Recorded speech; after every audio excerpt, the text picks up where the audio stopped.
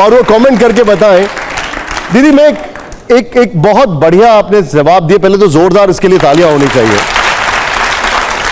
दीदी एक सवाल यहां पर हर किसी के मन में है और यहां पर ये बच्चों के मन में है कि लोग कहते हैं और ये पूछ रहे हैं कि अगर भगवा आतंकवाद के लिए माफी मांगी जाए तो फिर कर्नल सोफिया कुरैशी को आतंकवाद की बहन कहने वाले पर कार्रवाई होनी चाहिए।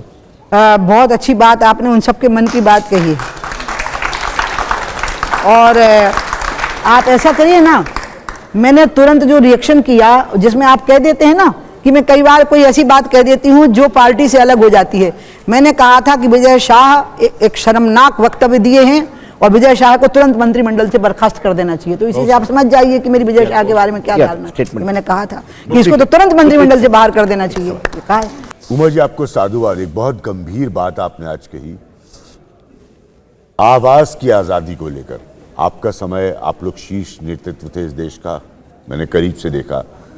मैं बस सिर्फ ये जानना चाहता हूं कि जब इस आजाद आवाज को इस्तेमाल किया जाता है तो ये बीजेपी का एक वर्ग चिढ़ क्यों जाता है?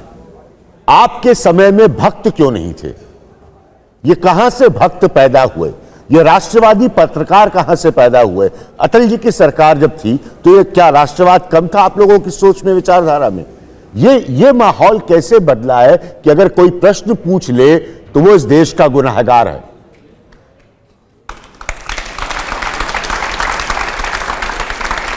बहुत अच्छा लगा आपको सुनकर। नहीं, सवाल बहुत अच्छा है आपका। मुझे नहीं पता उत्तर उतना अच्छा होगा कि नहीं, सवाल अच्छा है। अभिव्यक्ति की जो स्वतंत्रता है उसमें स्वतंत्रता के प्रकार हैं। जैसे आर्मी का जो सोल्जर होगा उसकी अभिव्यक्ति की स्वतंत्रता में भी डिसिप्लिन चलेगा।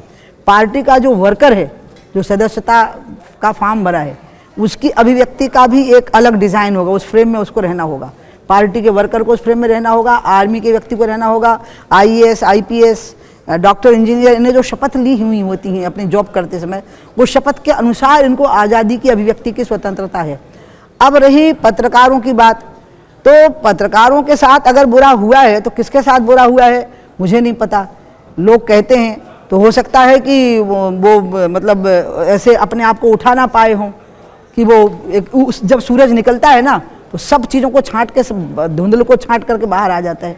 तो ऐसा भी कई बार होता है। इसलिए अभिव्यक्ति की स्वतंत्रता भी, अगर आप किसी संगठन के, किसी इंस्टीट्यूशन के या किसी आर्मी के, किसी भी पैरामिलिट्री फोर्सेस के या किसी पार्टी के सदस्य हैं तो स्वतंत्रता कहीं ना कहीं आप। अब रही पत्रकारिता की बात, तो देखिए साहब, आप लोगों ने अभिव्यक्ति की स्वतंत्रता का बहुत दुरुपयोग किया है।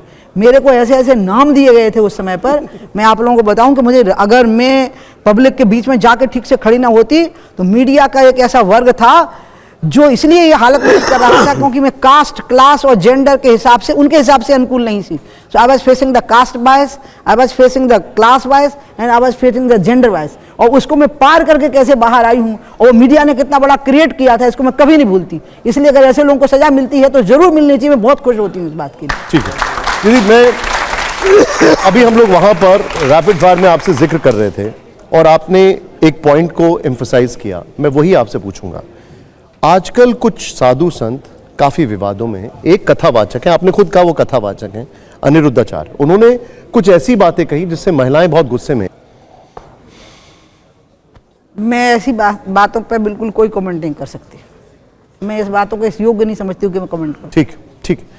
प्रेमानंद जी महाराज, अगर उनकी बात करें, वो संत हैं, आपने कहा ये कथावाचक हैं, वो संत हैं। हो गया जी। प्रेमानंद जी महाराज बहुत बड़े संत हैं। अब संतों की जो वाणी होती है वो निकल जाती है उनके मुंह से। अब मैं इसलिए उनके बारे में भी कुछ कहूँगी नहीं। मैं उनका बहुत सम्मान करती हूँ। लोग उनके, देखिए एक बात मैं आपको बताती हूँ, एक जैसे प्रेमानंद जी हैं या श्री श्री हैं या जग्गी वासुदेव जी हैं और भी कुछ संत हैं, ये एक बहुत बड़ा काम भी कर रहे हैं। वो काम ये कर रहे हैं कि इनकी वजह से हजारों लाखों लड़के लड़कियाँ ड्रग्स छोड़ रहे हैं, शराब छोड़ रहे हैं, बुरी आदतें छोड़ रहे हैं, नशे छोड़ रहे हैं, दुर्व्यसन छोड़ रहे हैं। वो राधे राधे बोल करके वो चीज़ों को छोड़ रहे हैं जिन चीज़ों से उनका स्वास्थ्य खराब होने वाला है। महिलाओं की बात फोकस कर रहे हैं। अब इन बातों पे उनका, तो उन्हीं से पूछिए, वही जवाब दे तो ठीक है, हमसे मत कहलवाइए। क्योंकि देवकी, क्या नाम है, सॉरी, अनुराधाचार्य जी, हाँ, ये तो छोटे हैं, तो इनको तो मैं यही कहूँगी कि हमारे यहाँ कहा गया सत्यम ब्रूयात प्रियम ब्रूयात। हाँ, और देश काल परिस्थिति के अनुसार ही वाणी का उच्चारण होना चाहिए। दूसरी बात है महाराज की।